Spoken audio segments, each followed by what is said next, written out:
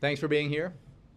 I hope you all were able to hear the President's remarks earlier today if you didn't actually travel to Rockville for the event. Before I take your questions, let me note that this morning the President received an update on Tropical Storm Karen, which is currently located in the southeastern Gulf of Mexico. The President was briefed on efforts underway to prepare ahead of any impact from the storm, as well as the extensive resources FEMA already has on hand along the Gulf Coast. FEMA, through its regional offices, has been in touch with state and local officials in the Gulf states and stands ready to assist our state and local partners as necessary.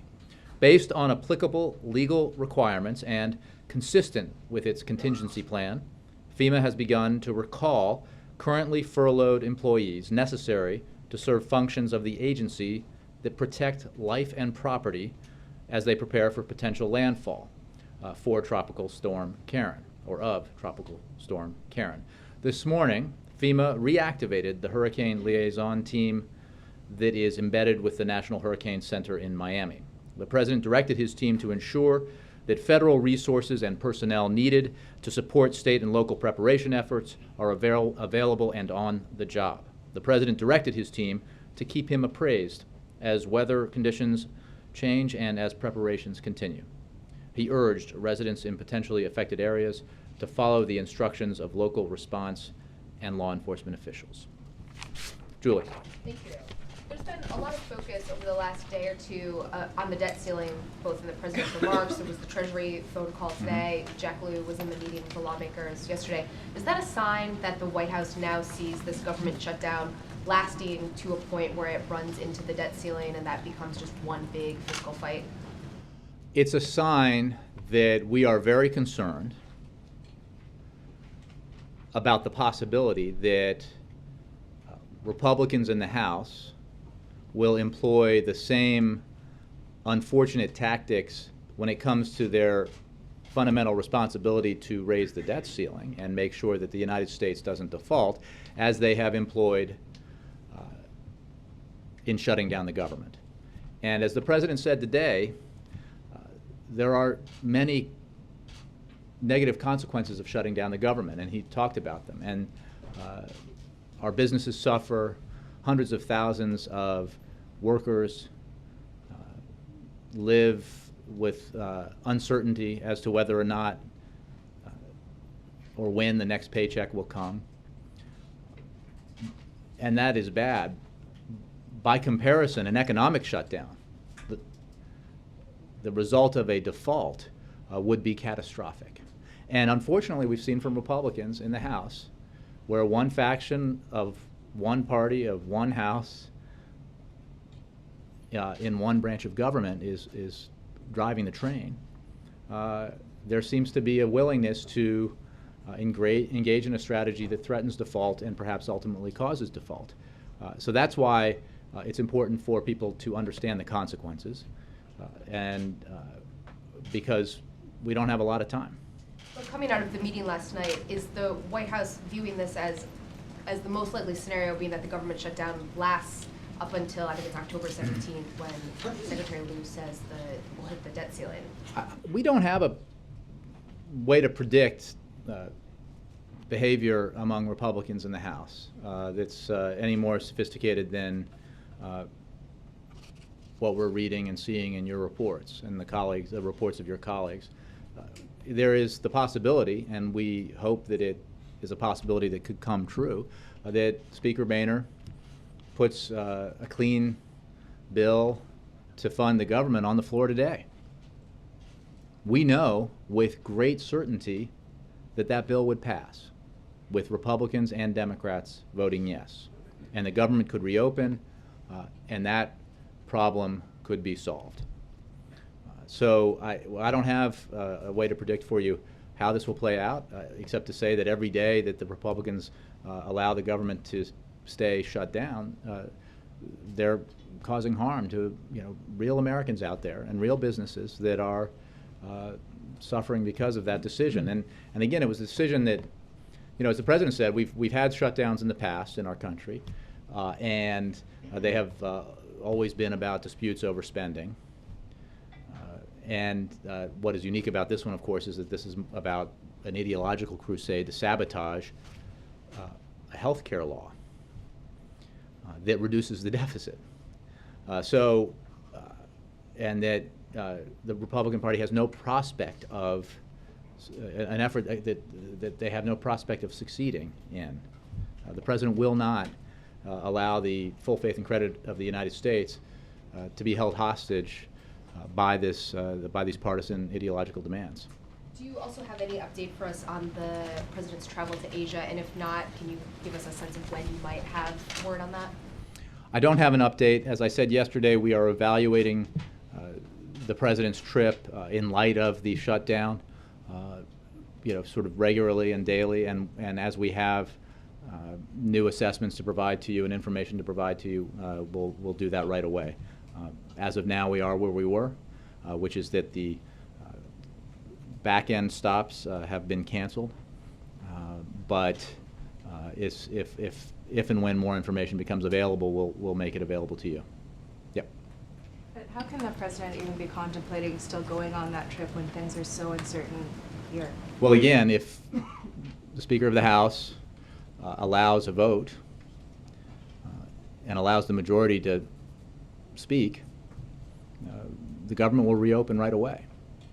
And obviously that would affect the way we determine presidential travel. So, and it is absolutely an important aspect of the presidency that he or any of his successors be able to travel to help find markets for our American goods and find investment here in the United States from our foreign competitors and partners. So that's what this trip is about, and it would be certainly a welcome thing if the Speaker were to allow a vote in the House so that a majority of the House, Democrats and Republicans, could reopen the government.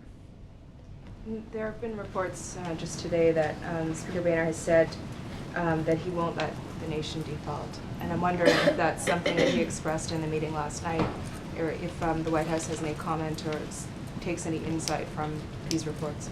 Well, we provided a readout of the meeting, and I've noted in the past that Republican leaders have long said that they wouldn't allow a default, but they allowed the flirtation with default to occur for the first time in 2011, and the consequences were serious for our economy and for the middle class. And even in the story that you cite, which reports that the Speaker said something privately to Republican members, one of his spokesman was on the record basically reiterating the same list of demands associated with raising the debt ceiling that we've seen in the past. So obviously we support the idea that the debt ceiling should just be raised without drama or delay, and the government ought to be reopened at current spending levels that nobody who understands this stuff would suggest reflect the demands of the President or of Democrats. And then we can get about the business of continuing to discuss and debate and negotiate a broader budget deal. And the President has been willing to do that all year long. He has put on the table a budget proposal that proves that willingness, and he has had conversations all year long with Republican lawmakers who have expressed an interest in finding common ground here in Washington on these very important matters. But that has to happen absent the threat of continued shutdown and absent the threat of default. Jim. Getting back to Asia, just wanted to ask, could the President potentially sign a continuing resolution en route to Asia, or an increase to the debt ceiling en route to Asia, or while he's in Asia? Could that potentially happen? I think there has been, this is sort of a piece of speculation, so unrelated to any speculation about what could happen, because again, we can't predict whether or not the House Republicans are going to come to their senses and do the right thing and open the government and raise the debt ceiling, and when they might do that. But in unique circumstances, a president has been able to sign legislation while traveling. But I'm not predicting that. I'm just saying that for your information. The fundamental question here is, when will Speaker Boehner allow a vote on the floor of the House. There are consequences to keeping the government shut down. President spoke about some of them today. And there is, as we've seen reported by your colleagues and some of you, there is easily a majority in the House to pass a clean bill, the same bill that passed the Senate. The Speaker ought to let that come to the floor, have a vote. And if he doubts that Democrats would support it, put it on the floor and let's see. He knows they will, and he knows that more than enough Republicans will as well.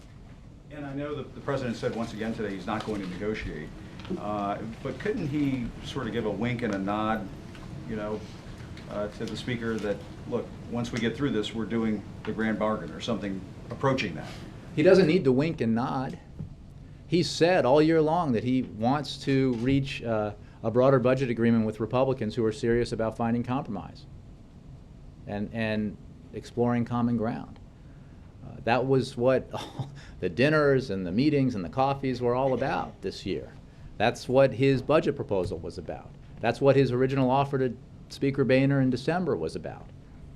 And remember, that offer, which was viewed appropriately as a significant a demonstration of his willingness to find common ground and compromise, has remained on the table ever since. Now, if you recall, back at the end of the year, the Speaker was talking about $1 trillion in revenue and that offer was on the table. You haven't heard from him since whether that offer remains. So, the notion that the grand bargain is an escape route or well, look, I think offering. whatever phrase you use to characterize it, there is interest here and interest on Capitol Hill among Democrats in resolving our budget challenges in a way that invests in our economy where it needs to be invested in, that protects the middle class, and that responsibly continues to reduce our deficit. The President didn't just express that in words, he expressed that in hard numbers and policy proposals with his budget. And that was a budget that, as measured by some of the consternation it caused among some Democrats, was a serious document that represented a willingness to compromise and find common ground. And we hope the Republicans will join him in exploring these possibilities. But we haven't seen that yet in any proposal. But maybe that's possible. But in the future, but after. The Republicans have to open the government and they have to raise the debt ceiling. This is doing harm to the American people needlessly. And it's not about, winning in a political game. It's about core responsibilities when you're sent here by your constituents to represent them in Washington. And just very quickly, a housekeeping question on health care reform. I know that the President said that there were more than 1 million visitors by 7 a.m. on Tuesday morning, and there's been a lot of talk about visitors to the website, but isn't enrollees really the better metric for gauging as to how well that is doing, and do we have any of those numbers yet? Here's what we know. First, in the 2 days since the marketplace is opened, 7 million people have visited healthcare.gov, and that's unique visitors. That is more than the number of people who visit southwestairlines.com in a month. That's a pretty popular site. So as a measure of interest, it is substantial. What we have said all along is that this is a 6-month process. We are 2 days into it. We have 180 days to go.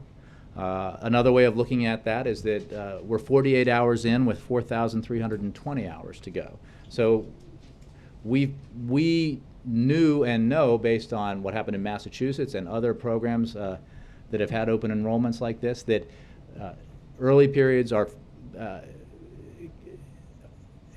when we have these early periods of enrollment, that's when potential enrollees are exploring their options. And what's rather remarkable about the Affordable Care Act in these marketplaces is that, on average, Americans in the 50 states have 50 options to choose from. So we expect, as time goes on, that and people compare and shop and they talk with their spouses or other family members about what's right for them and their finances and what kind of coverage they need and can afford, that more and more people will enroll. But we don't have No hard and 48 no hours. We don't have that data, and I mean, we're focused on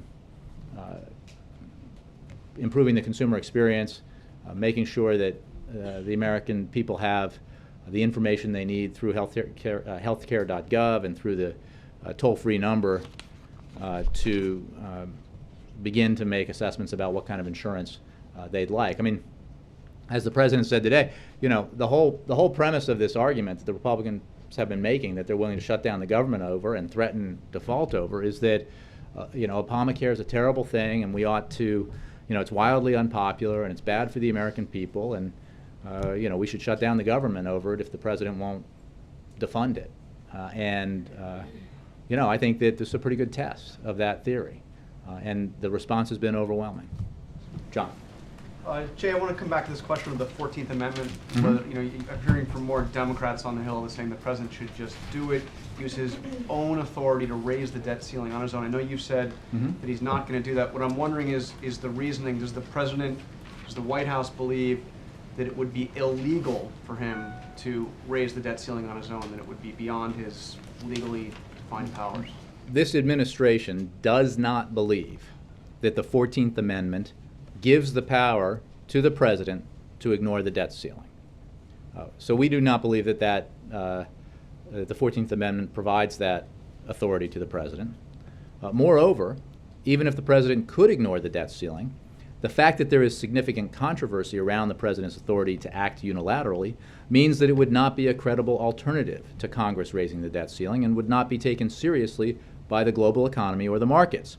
And that is essentially the point of faith and credit. The reason why our economy is the envy of the world, the reason why our currency is the reserve currency of the world, is because of that faith that investors around the world have in our constancy. They know that we pay our bills. They know that we're true to our word. And so even the doubt that would be created by that would undermine the faith that's the whole point of this exercise. Look, our view is the Constitution gives Congress, not the president, the authority to borrow money. And only Congress can increase the debt ceiling, which is why it's time that they do their job and raise the debt ceiling. Authorize the Treasury to pay the bills that Congress racked up. I think the president, tried very hard to, in his speech today, to kind of lay out in non-Washington terms what this is about, because raising the debt ceiling sounds like you're asking Congress to, add more to our deficits and our debt. But that is not the case. Congress does that when it makes choices about where it should spend money.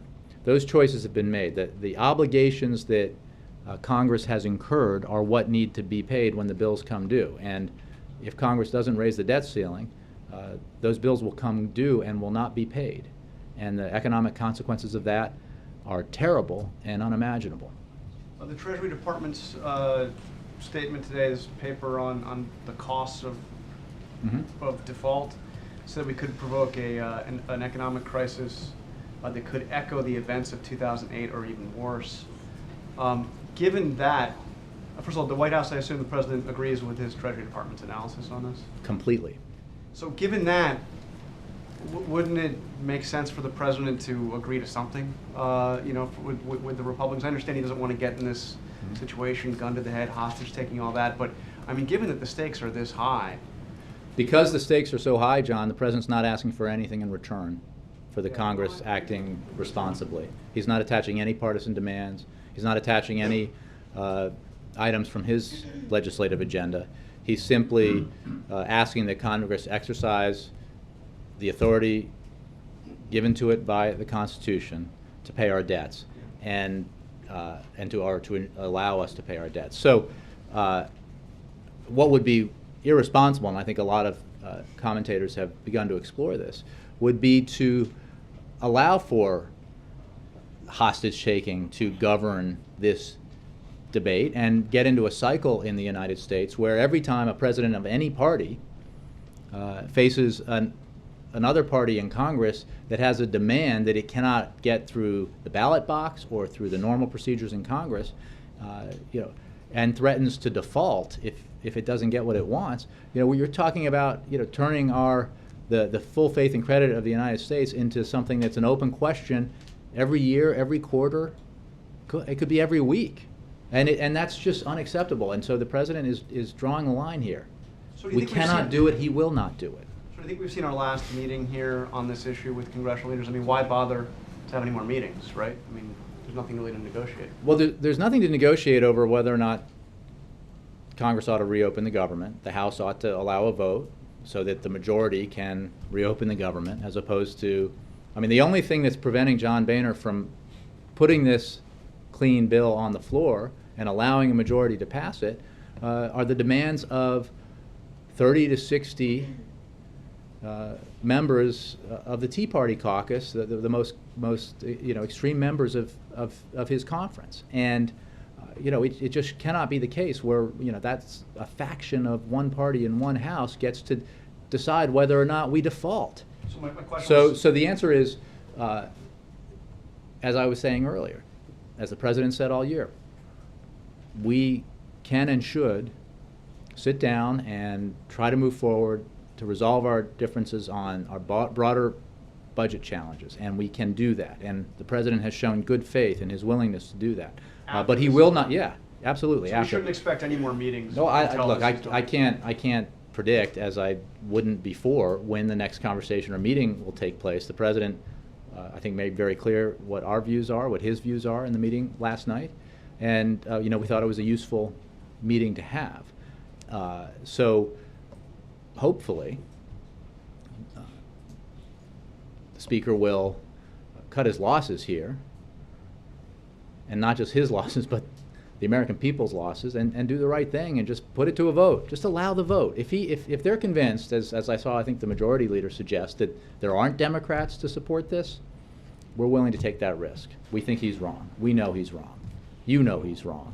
The Republicans are there to deliver the votes so that the majority can speak and we can reopen the government. So just Yeah. to clear this up, what the president is willing to negotiate, he's made it clear, you've made it clear, nothing negotiable about as long as the Health Care Act is involved.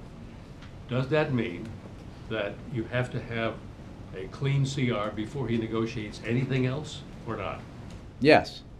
So he's not willing to negotiate anything else? There's not, here's the thing, the government's closed, Bill. All we've said is reopen the government on a short-term CR without any partisan demands associated with it. The short-term CR is based on levels of spending set essentially by Republicans. Some of them have said, that we should call that a victory. Well, maybe they could, but Bill, let me finish. So what you're absolutely right. We are not making any demands associated. We're not saying change the levels of spending. We're not asking to attach legislation to improve our background check system for gun purchases. We're not asking for anything. The president's not asking for anything in return for Congress opening the government and at levels of spending that existed for the past year. So if that's a problem, why didn't they shut down the government in some other way previously?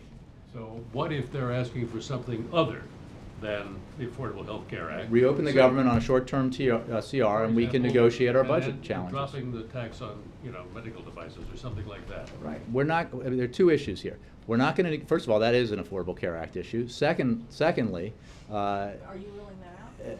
yes. Secondly, Medical device.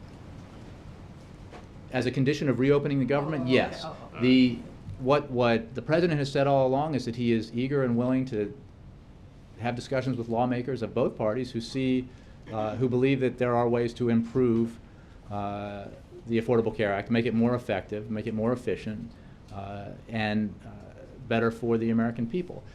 And But not he has until no the doubt that there may be, Republicans cave. what's that? But not until the Republicans cave. It's not caving to open the government at levels of spending that you set. Caving from their current positions. Because their current position is to hold the American economy and the American people hostage in exchange for their ideological demands. So, as many Republicans now, my argument is made a little easier here because I'm simply echoing Republican senators, Republican commentators, and some Republican congressmen in calling on the Speaker of the House to allow the House of Representatives to vote, because it's the right thing to do. Because shutting down the government over a demand that they couldn't achieve in Congress, and they couldn't achieve the 40-odd times they've tried to do it since, they couldn't achieve in the Supreme Court, and they couldn't achieve it in an election, is just common sense. So they should just do it, and then we can go about the business of discussing and debating and negotiating a broader budget This agreement. could go on for a very long time, I guess. Well, it's up to the Speaker, isn't it? I mean, we can't call a vote on the House. If we could, we'd have done that already. And we know a majority would vote yes. So, I think it's worth asking the Speaker, why not let this bill come to the floor to reopen the government and see how it goes. And I think, again, citing Republicans, a lot of Republicans would vote for it, which, if this is all about internal Republican Party politics and job security, I think would provide pretty good cover, even as they did the right thing. And then they should make sure that the debt ceiling is raised, and then we can move on here and stop allowing these wholly unnecessary crises to dominate what happens here in Washington, and we can get about the business of helping the middle class. Okay, just one more time. Yeah. Would the president agree to negotiate other things if the Republicans allowed a vote to come to The president has agreed to negotiate. Would he agree to negotiate specific items? Well, the president said he's willing to talk about any idea that any lawmaker has when it comes to improving or making more effective the Affordable Care Act. He's willing to have discussions, as he's demonstrated all year long, about how to invest in our economy, invest in the middle class, and have our deficits, continue to be reduced in a responsible way in the medium and long term. And he hasn't just said it, he's put it in writing, and he's put it in concrete proposals that represent serious compromise. And we hope Republicans will do the same. Thus far they haven't, although there are certainly many Republicans who, in conversations with him and with other members of his team, have expressed interest in trying to find that common ground and a willingness to not rule out, the whole idea is you got to be willing to compromise. You can't stick to your absolutist position. The president's demonstrated that he's always been willing to do that, and we hope Republicans in the future will as well. Ed. Jay, on the debt ceiling, the president said again today that the debt ceiling is only about old spending, using the analogy about you order a meal, a couple glasses of wine, you try to skip out on the tab. To use your analogy about credit cards, isn't it not just about paying the credit card for that meal, but also if the credit card company says, Mr. Carney, we're going to increase your credit limit from $5,000 to $10,000, that then allows you to borrow and spend more money down the road? Only if Congress says so. We know that they're going to, though, since spending has increased Congress, through wait, Republican and Democratic Congresses, but right? so you say we should default to stop Congress from I'm not saying we should exercising its default. right I'm to just set? saying, you're saying it's only about old spending. It is. No, There is but nothing. It opens the door to new spending as well, doesn't it? What opens the door, the only way to spend money is through an act of Congress.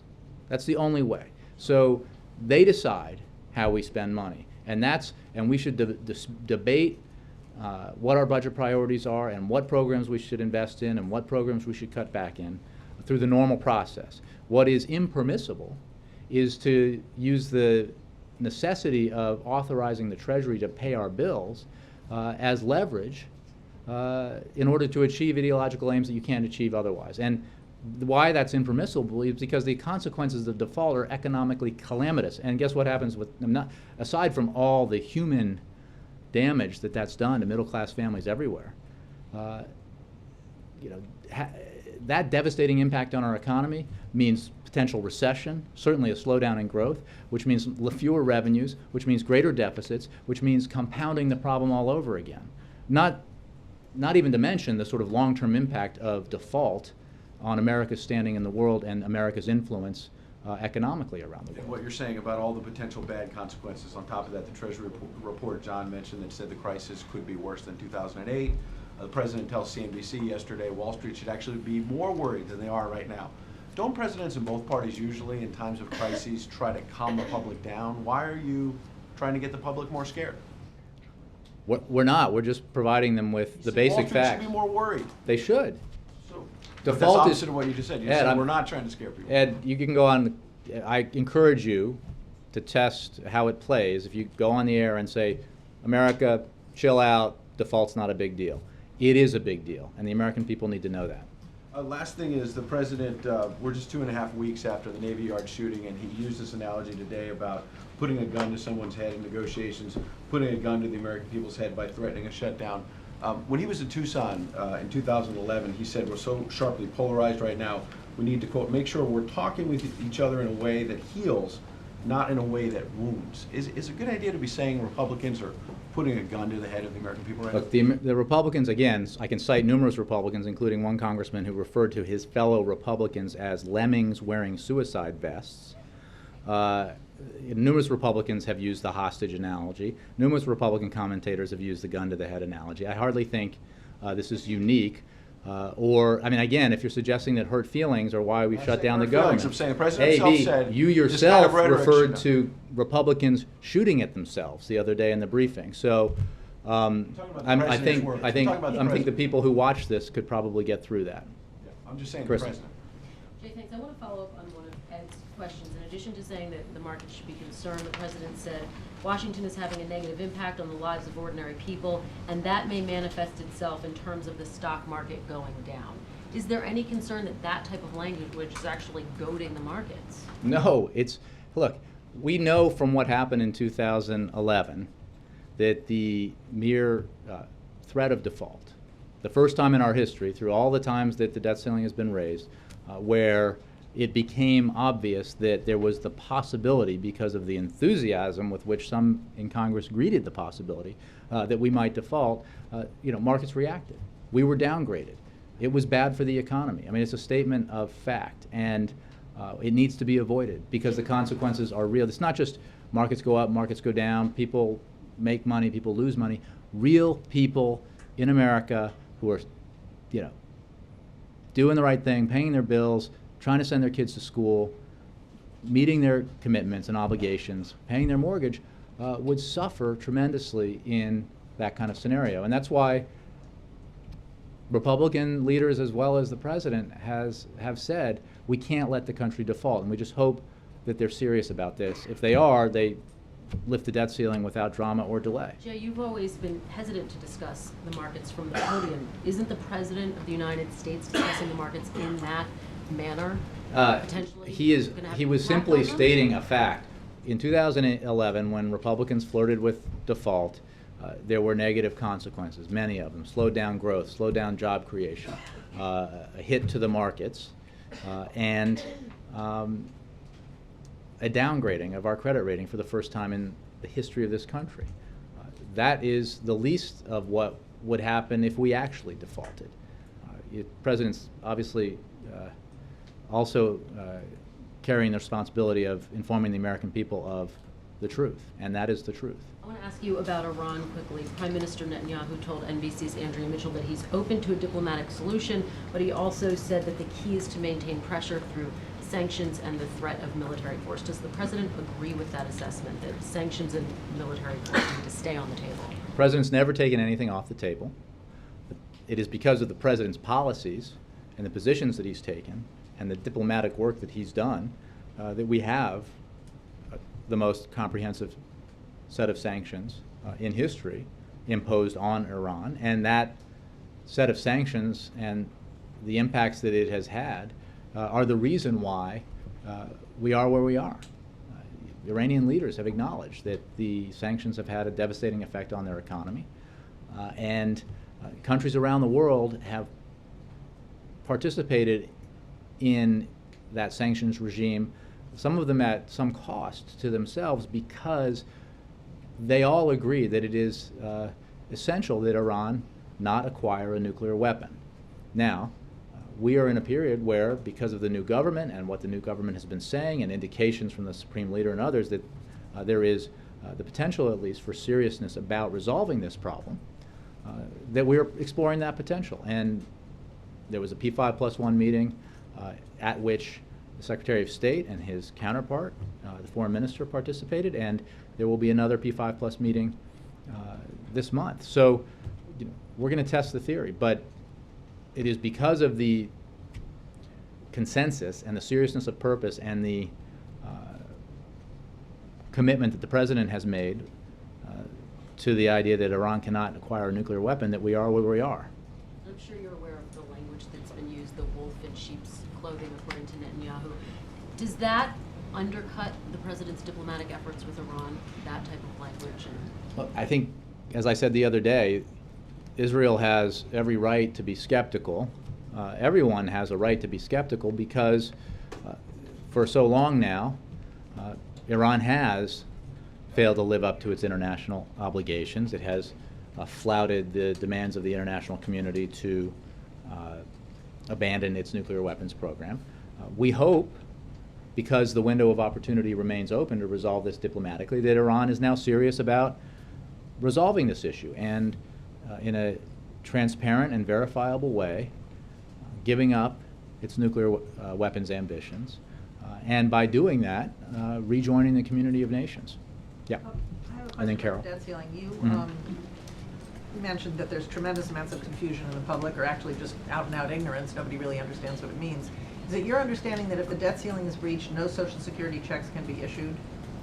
I would refer, before I make specific statements about consequences on those kind of things, I'd refer you to the Treasury or the Social Security Administration. There is no question that the impact of default, especially if it were prolonged, would have those kinds of that there would be those kinds of impacts. But immediately But again, it wouldn't happen. well, I think there's a schedule on which Social Security checks go out. But look, when you start failing to pay your bills, and the world knows you've failed to pay your bills, the consequences are hard to predict, but they're all bad. So on like the timing and schedule of things that would happen, I'd refer you to the agencies responsible for them. But there is no question that these impacts would be devastating Well, I guess- to Social Security recipients, to Americans across the country. Well, I guess, you have Republicans on the Hill saying it wouldn't be so bad, there is no such thing as a default. The president's out there kind of, clanging the alarm bells, but don't you need to specifically lay out for the American people exactly what it means so people I can think understand? the Treasury's done that today. In terms of Social Security checks, Medicare, Well, everything the else? Treasury's provided a report today, and if there are Republicans out there who think that default's not a bad thing, they're profoundly wrong. Profoundly. And, the idea that you can pay some of your bills, but not all of them, you try it next month, see what happens if you make your car payment, but not your mortgage. Try that for a few months and see what happens. Your credit rating's going to go, into the toilet, and you're going to be in trouble. You won't be able to borrow money anymore, and people's understanding of the full faith and credit of Mar a Lago will change dramatically. You got to pay your bills, and you got to pay them on time. We always have. The United States always has. I just have one question about what happened the last time when the Mitch McConnell, I don't even know what you want to call it, gimmick, where you actually raised the debt ceiling. Congress let the president do it. If I'm remembering this I think correctly. there They was a didn't vote on it. mechanism, right. Yeah, they actually passed the responsibility to you. So there has been a case where the president actually did raise the debt ceiling. Well, because I'm wondering if Congress, that there was gives an you act of anything- Congress. That authority does not reside with the president. The Congress acted to create a mechanism whereby, as I understand it, and please don't hold me to this because my memory is a little fuzzy, the debt ceiling would be raised, and then Congress had the opportunity to reject it. Right. Thank you, John. But but that took an act of Congress. So Congress has the authority here. Congress needs to raise the debt ceiling, pure and simple, because default is an unacceptable outcome. John. Oh, sorry, Carol, then John. I did say Carol before, sorry. What result was the president trying to achieve when he said that Wall Street should be more worried? When he had a conversation with CEOs here in town for the Financial Services Forum yesterday I think it was, he and they noted what the terrible impacts of default would be, and I think that what the president was conveying today is that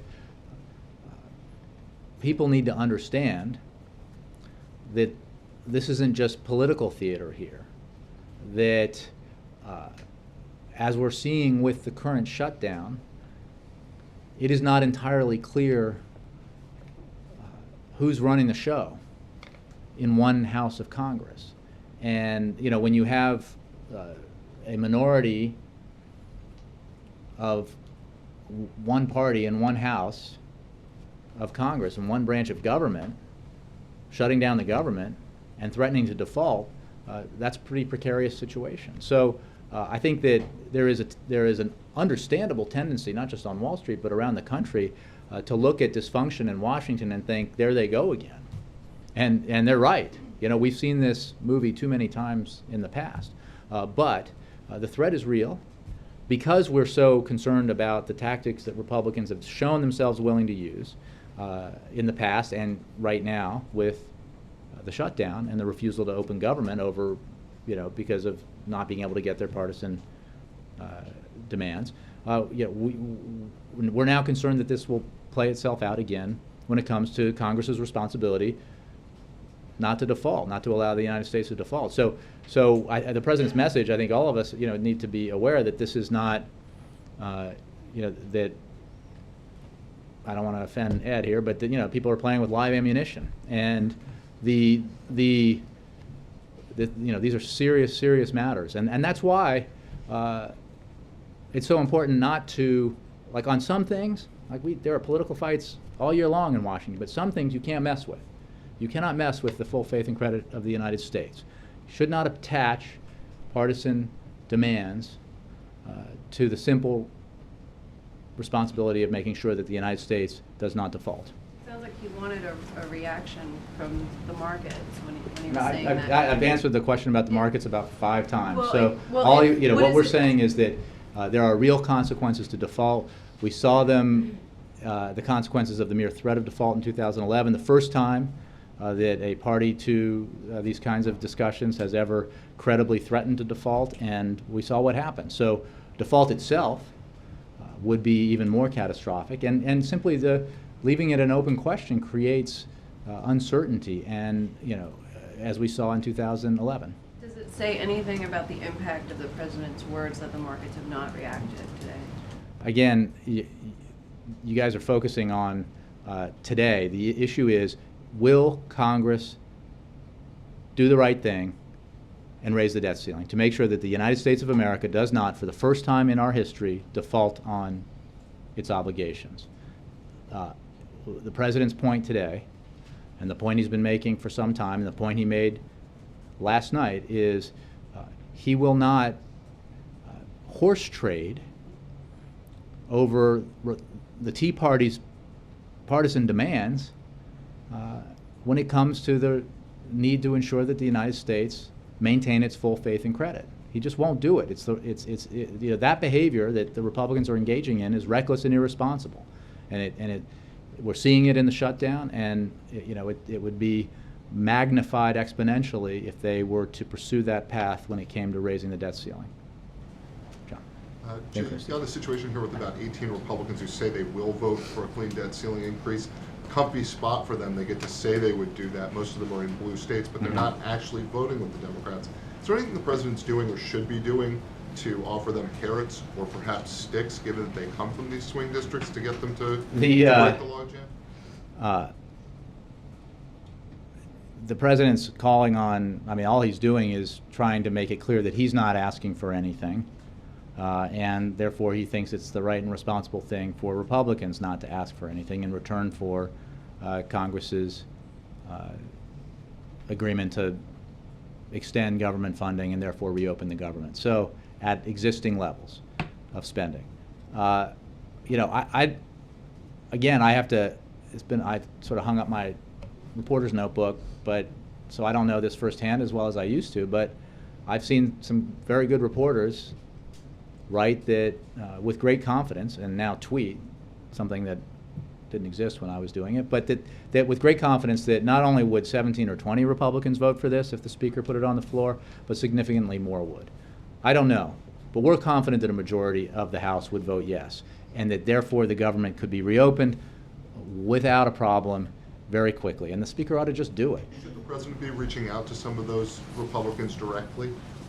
I don't think that look, a lot of these Republicans have said they oppose, obviously, they supported a different candidate. A lot of them opposed Obamacare. I don't think like the President calling them up and saying, do the right thing, when they've already said to do the right thing is going to help them, politically particularly, especially in their party. The issue here is, will the Speaker of the House allow them to vote? And if he does, we can reopen the government today. Can I follow up? Hi, Chris. Thanks, Jay. You touched on this before. I wonder if you'll go into it a little more deeply. What would be lost if the President didn't go to Asia? Would it be that big a deal if he didn't go on this particular trip? I mean, I don't think I can go into it more deeply. These are the kinds of meetings where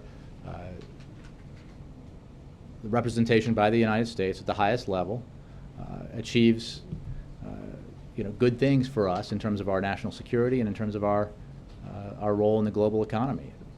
Asia's the fastest growing market in the world, and our fastest growing economies in the world. So many of them are in Asia, and the President has made a point throughout his presidency of making sure that we change our sort of reposition ourselves as a nation so that we're oriented towards Asia in a way that we weren't because of our extreme focus under the previous 8 years on the Middle East.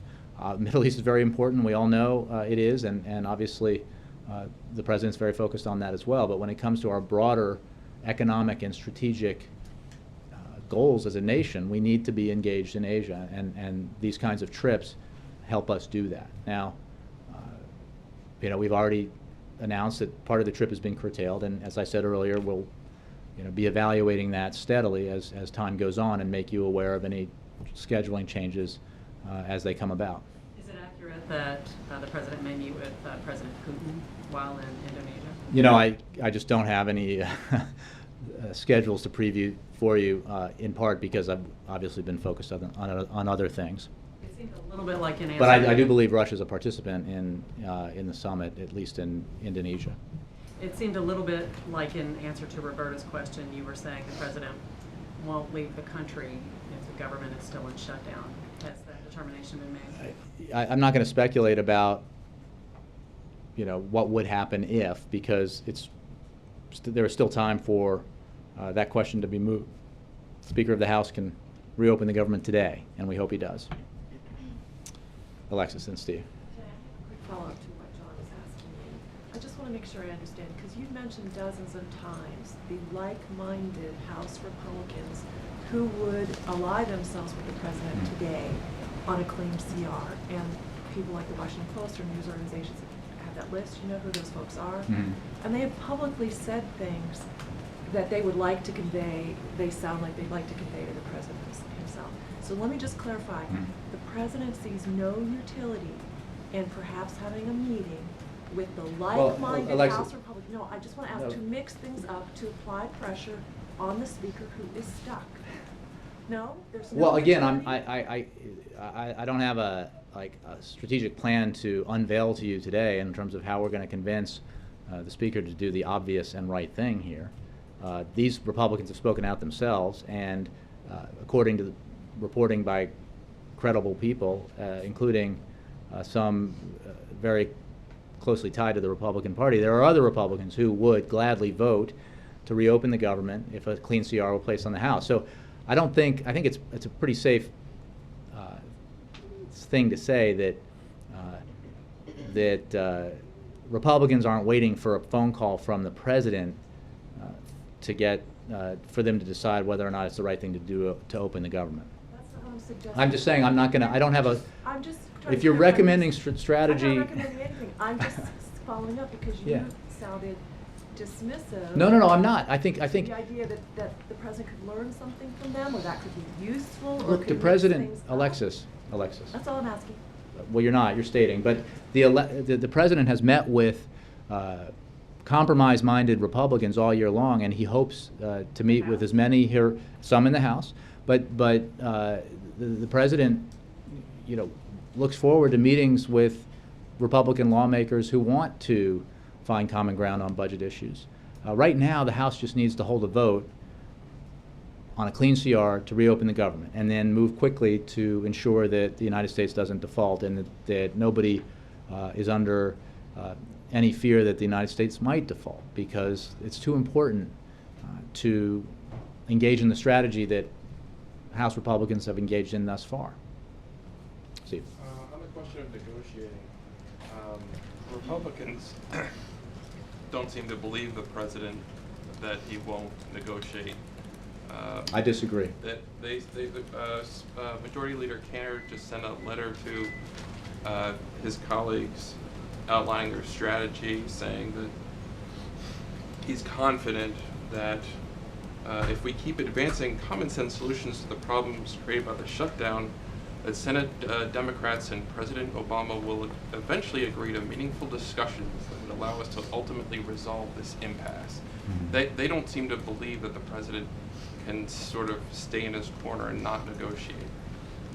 What can you do to convince them? Because I think they look at the last couple of years and say, hey, he's negotiated with us before. He's given us trillions of dollars in spending cuts every time we've had one of these crises. He's eventually caved to something. What's different about this time? What can you say? I would just point you to the statement, the very, very, very brief statement the Speaker of the House made after the meeting last night. I don't think there's any doubt in the Speaker's mind that the President is very firm and crystal clear about his position on this. Congress needs to do the right thing, open the government, make sure the United States will pay its bills, and then we can move on and in a responsible way continue to discuss and debate and negotiate a broader budget deal. That's it. That's our position, and it's not changing, because the thing you just described is, we're going to keep at this until we get what this is all about, right? It's about trying to undo the results of an election, trying to undo the results of votes in the House and the Senate, trying to undo a ruling by the Supreme Court on the constitutionality of the Affordable Care Act, by using the debt ceiling or the closure of the government as leverage. And the president's taking a position, and I actually don't. I don't believe that you're right in assessing that they don't understand how clear and firm he is on this. I think they know very clearly that he's not going to do this. He's not going to negotiate over the Congress's responsibility to ensure that the United States pays its bills. That's a responsibility that is provided to them by the Constitution, and they have to fulfill that responsibility. Well, it's a new position for him, though. It's a new position to say, I'm not going to negotiate over a CR. These are, did the president learn something from the last few years where every time, he's complained over and over again, we have a crisis every 3 months.